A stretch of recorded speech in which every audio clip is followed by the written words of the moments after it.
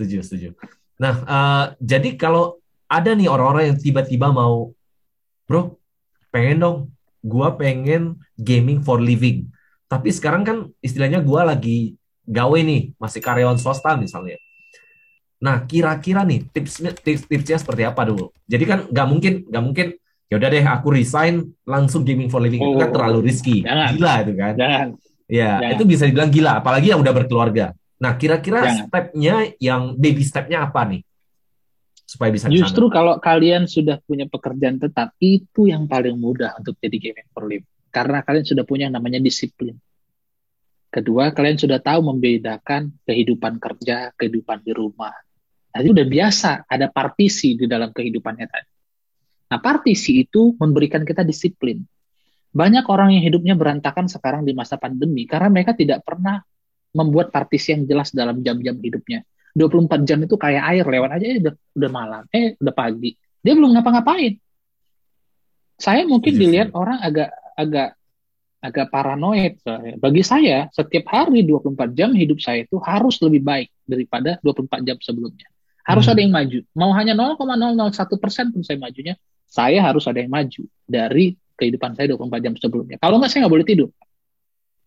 I have to Menarik. do something more than yesterday. Kalau nggak, saya nggak boleh tidur.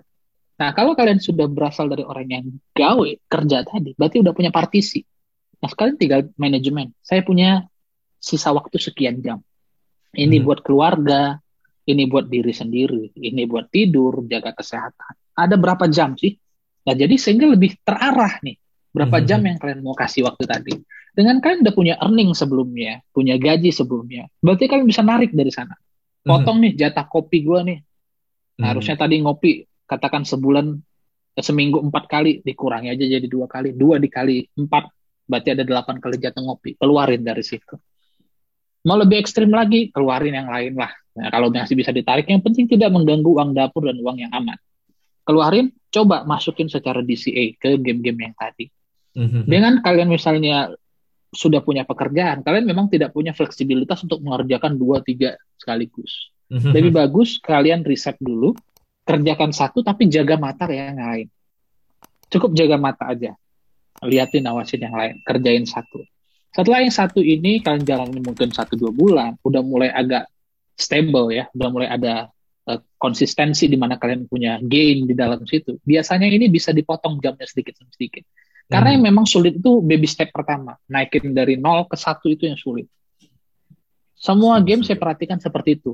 Iya, Jadi iya. lebih baik sebulan pertama kalian main itu sampai kalian dapat ritmenya. Jadi yang Mhm. tadinya kalian kerjain 2 jam sehari, kalau udah dapat ritmenya 45 menit selesai. Mhm.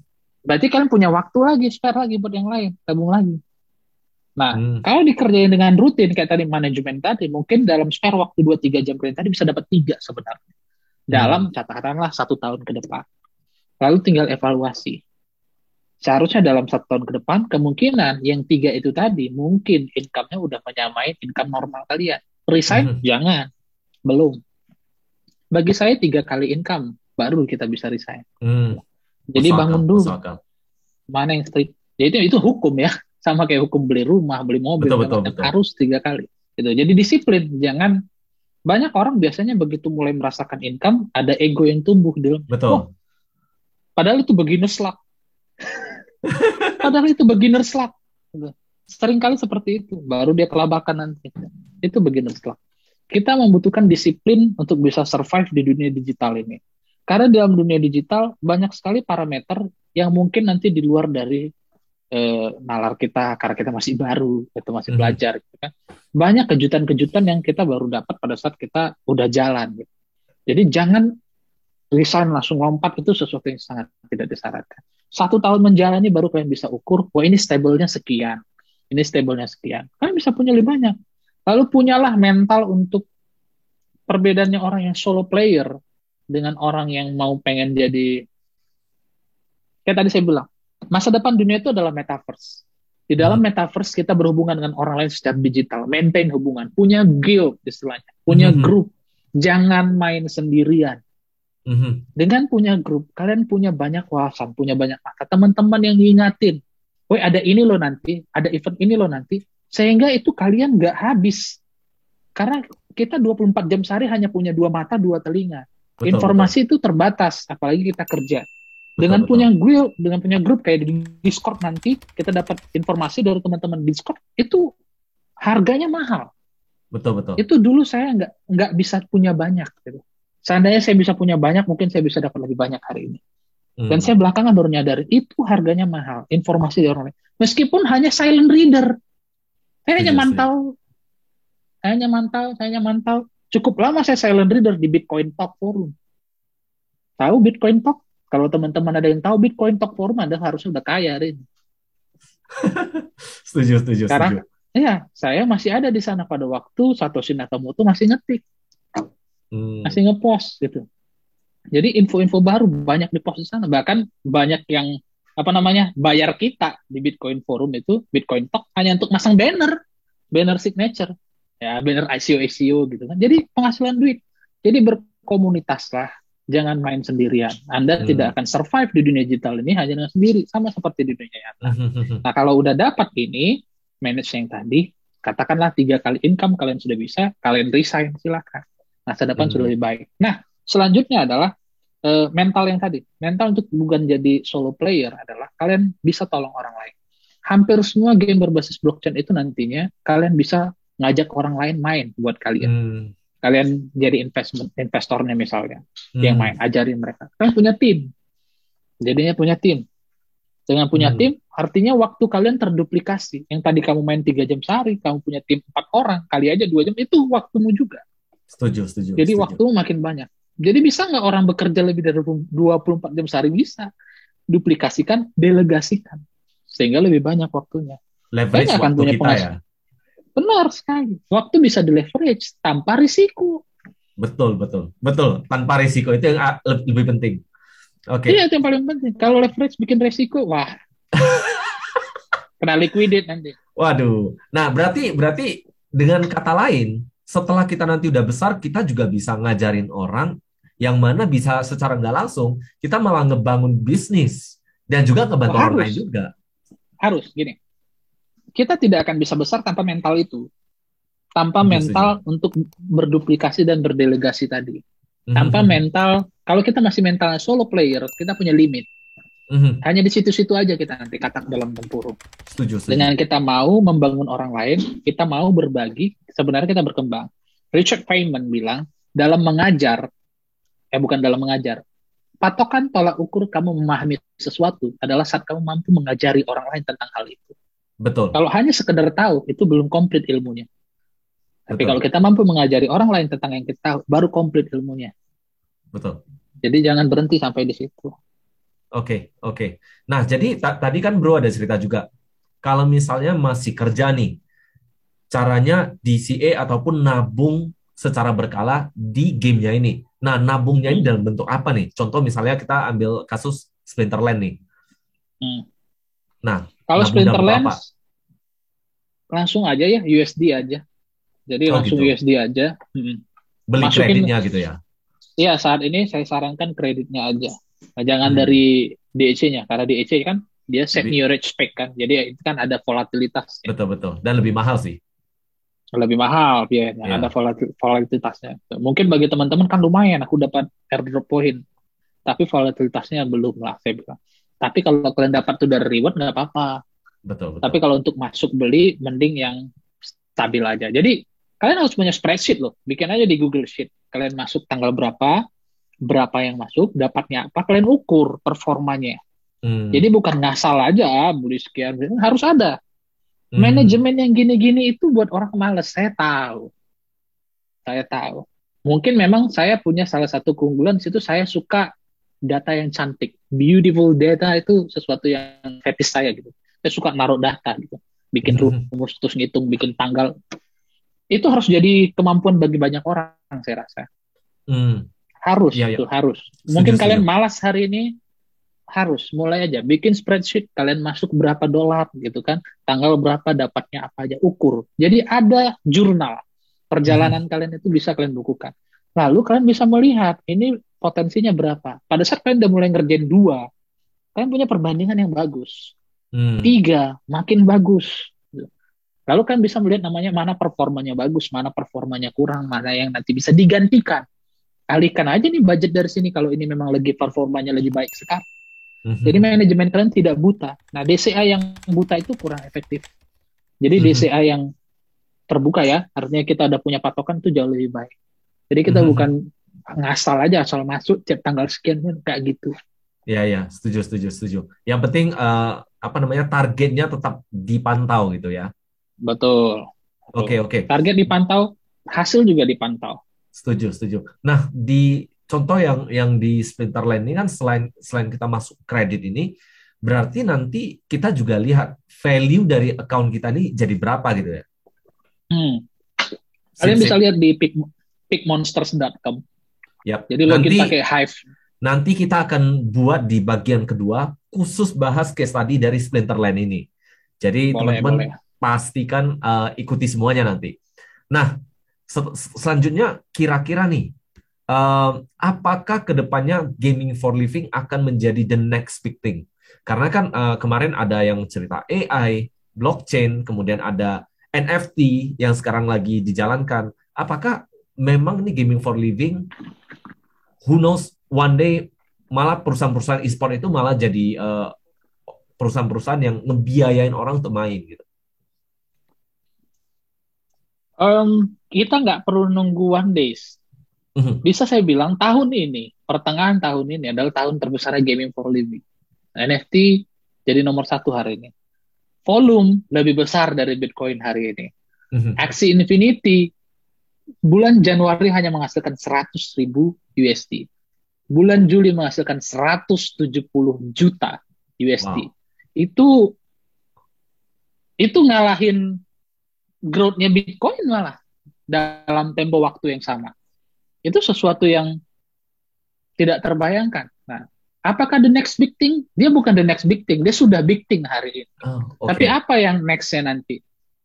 Kita udah dapat bukti. Bagi saya ini namanya konfirmasi bahwa metaverse itu beneran jadi the next big thing. Mhm. Konfirmasinya adalah gaming for living hari ini. Metaverse nantinya kita hidup di dalam dunia digital, di mana Mhm. gaming for living adalah salah satunya. Hmm.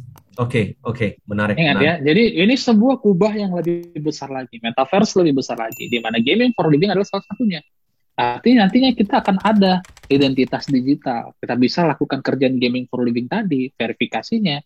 Makanya ada blockchain yang bergerak di situ, misalnya ontologi, bergerak Mhm. di bagaimana decentralized ID, Mhm. bagaimana orang bisa punya identitas yang decentralized gitu kan. Hmm. Nah, sandbox juga seperti itu. Nah, sudah mulai bergerak ke sana. Nah, sekarang perusahaan besar seperti Facebook dan Twitter, Jack Dorsey dan Mark Zuckerberg sudah pasang mata di sana dan mengerjakan proyek metaverse-nya.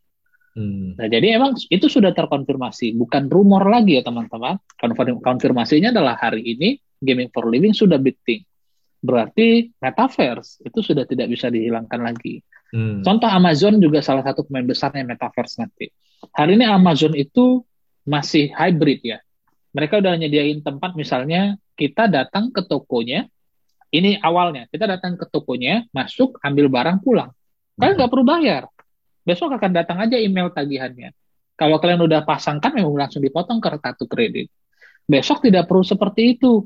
Masuk ke metaverse, buka VR, jalan, lihat jalannya, lihat barangnya 360 pakai VR, oke, beli, besok nyampe. Nanti besok yang ngantar bukan orang lagi, drone.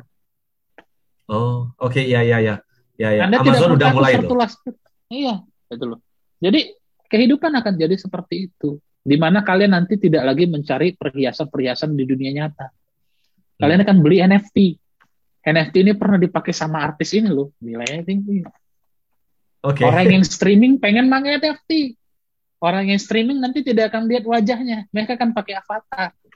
Avatarnya kelihatan NFT. Menarik, Termasuk salah menarik. satu NFT misalnya, contoh tengok ya, ada NFT pengen dijual, dia titip ke streamer tertentu. Streamer, pakai dong NFT gue ini. Ada tag harganya kalau mau dibeli. Dan kalau dibeli, kamu dapat 20%-nya. Dia pakai NFT-nya. Pas dia streaming, orang nengok, wih bagus nih barangnya. Dibeli. Bentuk sifat endorse yang baru. Banyak sekali tuh kemungkinan-kemungkinan baru di depan. Dan teman-teman baru paham ini pada saat nanti teman-teman udah masuk ke dalamnya. Lihatlah media-media boomer, atau lihatlah di Twitter, komen-komen boomer mengenai NFT. Mereka semua bingung, apa ini NFT? Bahkan banyak yang antipati. Setuju, Kalau setuju. udah ngomongin NFT, mereka udah jijik. Mereka nggak mau tahu, mereka nggak mau dengar. Mirip seperti boomer soal Bitcoin. Hmm, Mirip. Mereka nggak mau tahu. Kalau udah katanya NFT, banyak banget yang anti. Bahkan hmm. banyak yang ikut-ikutan anti. Nggak tahu tadinya kenapa. Pokoknya banyak anti, aku ikut juga anti aja. Kalau udah ada sebuah gerakan yang hatersnya sampai seperti itu akan besar. Setuju, setuju, setuju. Bisa, bisa, bisa. Kayak Bitcoin dulu juga sama kan? Iya. Oke, oke, oke. Nah, terakhir bro. Eh, jadi kan kan namanya gaming for living, udah pasti kan kita bisa dapat income. Terlepas nantinya kalau udah gede, lu mau resign dan sebagainya itu terlepas itu. Biasanya nih setelah dapat income-nya, manajemennya gimana bro? Apakah diinvest Nah, kembali kah? Atau diinvest ke tempat lain kah? Atau buka game baru kah? Atau gimana biasanya bro? begini. Kan ada dua jenis ya. Tadi Mhm, kan pertama saya bilang kalau Anda mau terjun langsung gaming for living, mhm, NFT, katakanlah tahun ini, bulan ini, kalau Anda punya liquidity spare yang di atas 2.500 USD dan Anda siap terjun, Anda bisa langsung punya allowance misalnya narik 100 untuk keuntungan keluar, $100. Lebihnya mhm, Anda invest. Tapi kalau misalnya Anda mulai dengan cara yang tadi, Anda punya kerjaan tetap yang tidak perlu ditinggalkan, lalu Anda mulai masuk pelan-pelan ke dunia gaming ini, maka manajemennya bagaimana? Anda tidak perlu narik untung dari sini mhm. dulu. Karena Anda punya kehidupan. Anda Betul. sudah punya penghasilan sebelumnya. Tetaplah hidup dari situ. Nah, dari yang sini, money managementnya adalah minimal 50%. Itu Anda pakai untuk meningkatkan kembali game Hmm, yang sedang Anda jalankan sekarang. Keluarkan, tadi kan minimal 50%. Ukurnya mhm, dari mana? Kalau memang misalnya ada yang nanggung nih, mau di-upgrade, lebihin aja ya nggak apa-apa. hmm, Minimalnya 50% kan, jadi nanti terpakai katakan 70%. Sisanya bagaimana? Tabung aja dulu. Masih hmm, tetap dalam bentuk yang stable coin ya, kredit atau USDT, mhm, tabung dulu. Lakukan secara teratur DCA tadi, DCA yang dari hmm, kerjaan tadi misalnya, mhm, masukin tambah. Nah, yang ini kalau memang strategis, masukin. Misalnya mau nambah ini, rental ini. Kalau nggak, diamin dulu. Kenapa saya hmm. bilang diamin dulu? Akan selalu ada time, akan ada selalu masa di mana kalian pikir, maunya tadi masuknya waktu harga sekian, maunya kemarin rate-nya waktu ini ada yang murah, modal udah kepake. Nah, akan ada masa seperti itu. Untuk menghindari itu kita juga harus pintar kayak tadi caranya. Selalu ada kantong kecil. Jadi kantong kecil ini berfungsi buat yang seperti tadi. Lama-lama Hmm, kantong kecilnya makin gede loh. Pada saat kantong kecilnya makin gede, berarti kalian sudah siap untuk masuk ke yang baru. Jadi hmm, waktu kalian ngerjain yang pertama tadi, kalian hanya mantau-mantau yang lain. 3 bulan lah katakan saya kasih waktu. Nah, apa yang kalian pantau tadi pasti sudah ada yang matang. Masuk mhm, pelan-pelan. Dan apa yang udah kalian mulai tadi pasti sudah lewat baby step-nya. Sudah masuk ke tahap di mana ini konsisten growing ya. Jadi mhm, mungkin yang tadi kalian pakai waktu 2 jam atau lebih, mungkin hanya 40 menit, 40 menit udah selesai. Apa yang kalian kerjakan 2 jam sebelumnya tadi. mhm. Jadi ini akan punya spare waktu lagi untuk mulai yang baru. Ya, mungkin salah satu tantangan bagi saya lihat ya, generasi kita yang banyak duduk begini, ngabisin waktu sampai tengah malam, jam tidur kalian akan berkurang, mata kalian akan seperti ini, gitu kan. Ya, pintar-pintar lah memanajemen asupan ke dalam tubuh. Jangan terlalu banyak ngopi, minum vitamin, nge-gym, segala macam. Saya sampai punya gym di rumah jadinya. Biar nggak Waduh, jauh-jauh gara-gara pandemi. betul, betul, Iya, betul.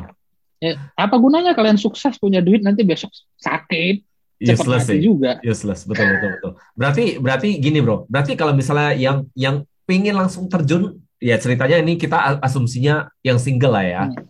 Hmm. Punya $2.500 itu bisa dapat 100 itu 100 per hari atau per minggu atau per Per bulan? bulan. Per Per bulan bulan, dong. oke. 100 per hari nggak mungkin. Iya. Oke, oke, oke. Jadi biar biar jelas kan. Kalau enggak nanti dikirain, Hmm. wah, 2.500 bisa 100 per hari. Udah nih semua pada Enggak lah. resign kan?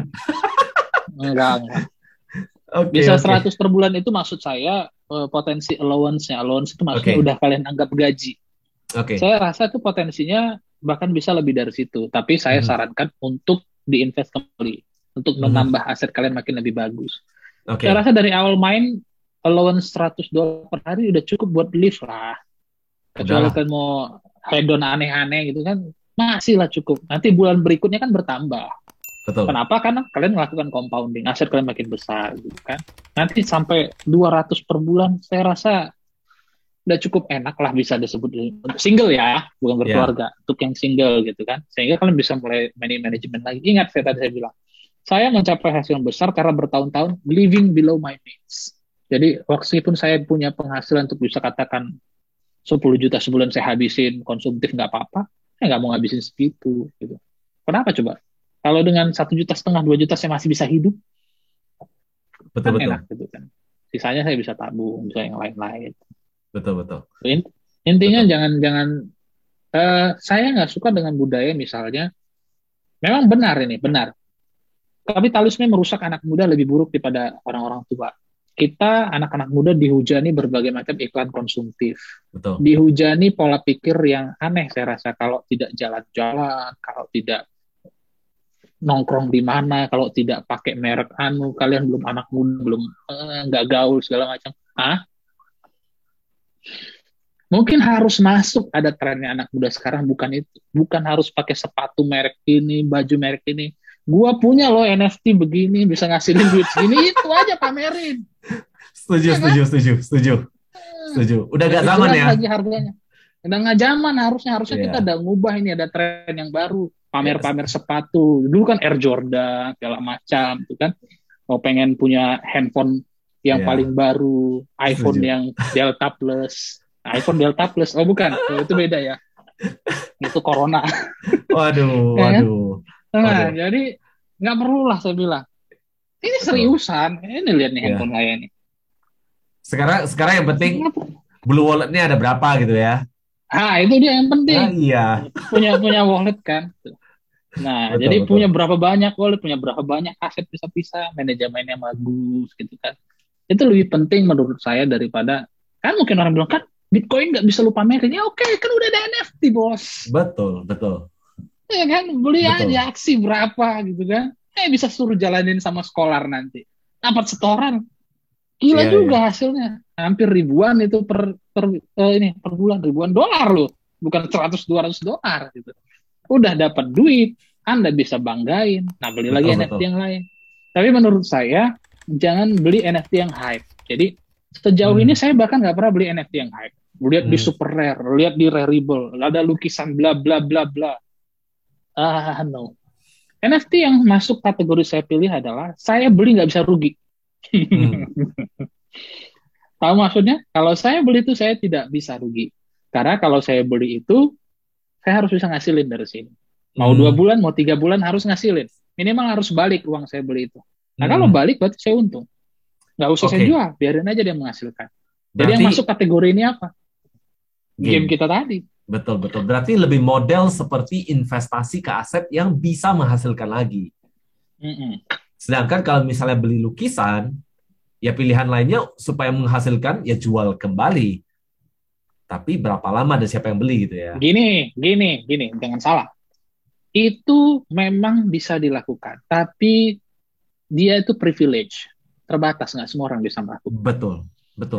Kedepannya begini, contoh ya. Katakan saya punya galeri NFT. Mhm, Saya punya personal branding keren dulu nih. Follower 200 ribu misalnya Instagram. mhm. Udah. Lalu saya beli NFT yang murah-murah. Hmm, NFT-nya nanti udah saya pamerin di galeri saya. Nah, kalau saya yang jual kan orang ngeliat. Saya nggak pernah buat itu pada. Nah, mhm. apa aja 2 kali lipat, 2 kali lipat, 2 kali lipat. Orang bangga beli dari galeri saya.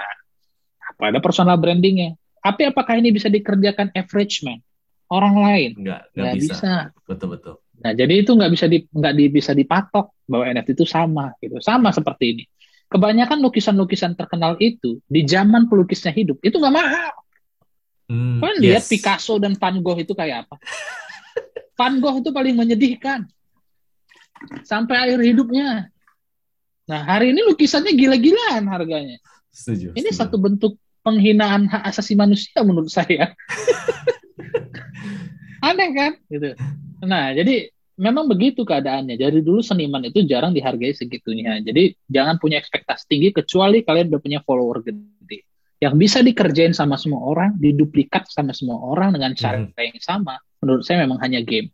NFT Betul. game, kalian punya kompetitif ya. Dari kompetitif tadi, kalian bisa menghasilkan. Mhm. Meskipun kecil, ada. Yang penting ada dulu. Ada Mhm. revenue-nya, berarti pengeluaran kalian tadi di NFT itu bisa terbukti menghasilkan. Berarti Mhm. modal kalian tetap ada, bahkan punya peluang untuk naik. Mhm. Ingat, saya dulu waktu main Splinternya hanya sekitar $300. Bukan naik lagi tuh, nggak tahu lagi bilangnya kata. Padahal hasilnya pun ada. Padahal sepanjang jalan saya udah ngejual jutaan DEC loh. Mhm. Jutaan. Waduh. Yang gak mau saya ingat sekarang, waduh, berapa ratus ribu USD itu. Ya itu kan demi saya harus punya allowance kan, saya juga harus Betul, punya betul. hidup di jalannya. Jadi Betul, nggak betul. mungkin numpukin dulu kompon terus. Ya harus ada tarik untuk masuk ke game lain, masuk ke game lain. Betul, betul. Tapi ya itu pertumbuhan. Jadi teman-teman bisa belajar money managementnya, mana yang masuk akal dikerjain, tidak perlu ikut tren atau heboh, hype, the next ini segala macam. Konsistensi lebih baik daripada heboh-heboh hari ini. Setuju, setuju, setuju. Oke, oke. Thank you waktunya, bro. Nanti kita buat bagian kedua, bahas-bahas Siap, soal case study Splinterlands. ya. Nanti saya bisa sekalian share ini layar saya juga saya kasih tunjuk. Sip, sip, sip. Ada beberapa tips-tips nanti saya bantu, mulai dari misalnya nanti yang selanjutnya kita bisa bahas, misalnya manajemen kartu ya. Yes, betul, betul. Contoh battle-nya kayak apa. Nanti bisa lihat kalau saya battle tuh dapat berapa. Nah, nanti ke Betul, depan betul. teman-teman bisa tahu bagaimana ngerental, bagaimana menyusun deck pemula, gitu kan. Kira-kira berapa budgetnya. Jadi biar bisa dapat gambaran. Untuk next video lah berarti ya. Saya Yes, atur ya. untuk next. Oke, thank you, bro. Sip. Sama-sama. Oke.